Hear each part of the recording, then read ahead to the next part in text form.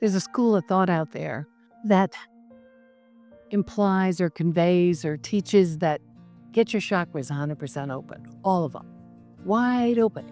Open everything up. Then you're available, you're in the world, you're alive, you're vibrant. Whew, I could not disagree more. We're going to talk about energy regulation, how managing your chakras helps you live your life most effectively. I'm Jill Lee, founder and director of the Energy Healing Institute, and you can learn a whole lot of really grounded, really scientifically based information about the chakras, the aura, energy healing, how to evolve your conscious awareness at energyhealinginstitute.org. And stick around because I'm going to give you some real concrete advice about how to look at your chakras for what they truly are. Over the years, I've dealt with hundreds and hundreds of people who have come through my door, practitioners who are dealing with their own clients and bringing their cases to supervision to get support on how to handle their client cases. The clients are saying things like, I am overstimulated, I am overwhelmed, there is too much happening around me and I can't hold it all. And what it does is it wipes me out. It makes me withdraw from the world. It makes me need to separate myself. Look, I am all over the idea of retreating and taking time away. I am not advocating that that's a bad idea. But I can say that it's a whole lot more effective to be out in the world in a way where your energy is regulated, so that you are contained.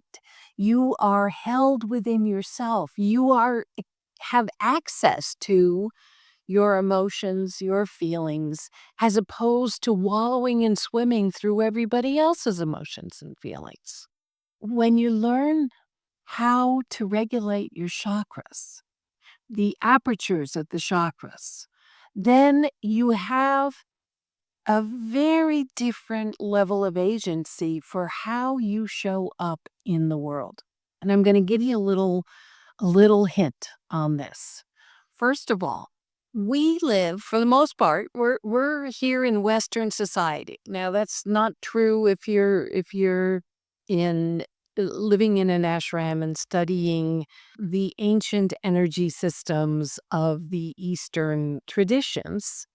But if you're in the world and you're, going to work every day and raising your kids and walking your dog in the park, you're probably in the Western chakra system. You should be in the Western chakra system because it's a whole lot easier to navigate life that way.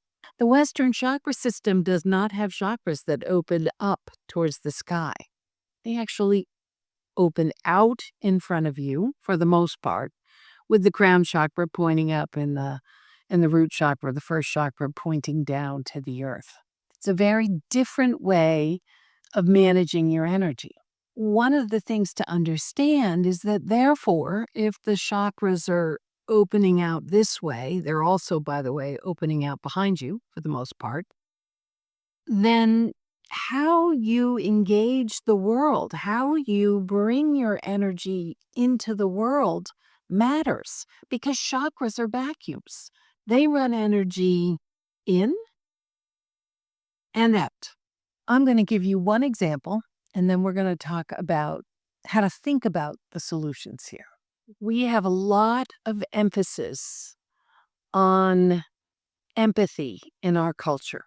Empathy is about sort of standing in someone else's shoes, being very aware and connected to what someone else is feeling. That's fine if you're doing it from a higher chakra perspective.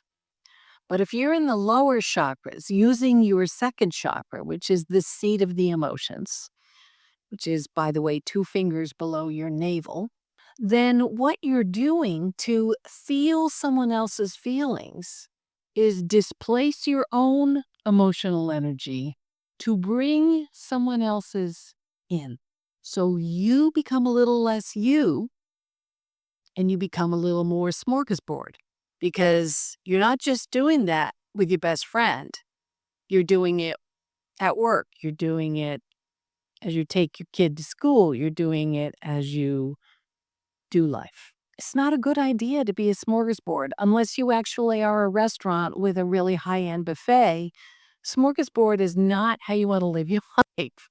Think in terms of, if I own my energy, if I contain my energy, if I hold my own emotional awareness, it does not take away the fact that I can perceive and understand that the person across from me is sad or mad or grieving or heartbroken or afraid. You don't need to feel it to get it and to be present. If that resonates with you, I want to give you one last thought, and then I'm going to tell you where to go to get all of your energy regulation tools in hand. I want you to think about the chakras with that outflow of energy and the inflow of energy as being like a vegetable steamer. So you know what those look like, right? They are metal discs with petals on them. And when you want to steam broccoli, you put the steamer in your pan with the fan blades open, right? And you throw in the broccoli and you add your water and you turn on the heat and boom. What that does is allows the vapors to move up into the broccoli, right? But the broccoli stays above the surface of the water. It steams. When you're ready to eat, you pull the steamer out, you serve your broccoli. Life is good. You wash the steamer, you probably fold up its petals, and you put it in your drawer. Now, if you have a vegetable steamer, put this on pause, run and get it, and come back and sit down. Are you ready? Okay. I want you to open your vegetable steamer. There you go. I want you to close your vegetable steamer. There you go. You now know how to regulate a chakra. Tough, huh? I know you can do it. So, do you want to know what percentages you should run your chakras? The percentage of openness for them to be in a way that supports you, that supports your embodiment, that supports your ability to be present to yourself and others? I have a free course for you. You can find it on my website. The link is in the description below. It's called The Present of Presence. It's free.